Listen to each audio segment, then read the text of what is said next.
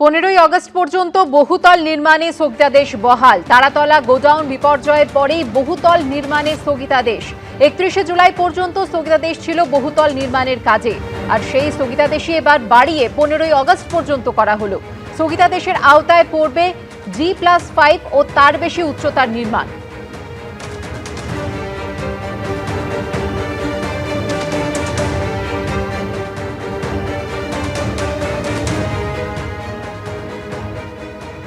ভিন রাজ্যে রক্ত পাচার কাণ্ডের তদন্তে নজিরবিহীন পদক্ষেপ স্বাস্থ্য ভবনের।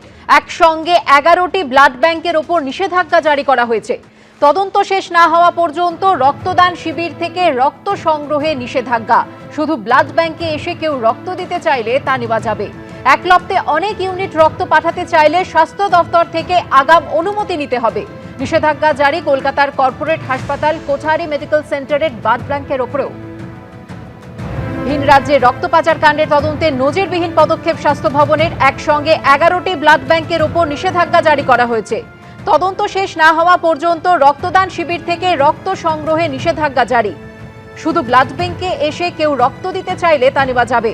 একলপ্তে অনেক ইউনিট রক্ত পাঠাতে চাইলে স্বাস্থ্য দপ্তর থেকে নিতে হবে আগাম অনুমতি।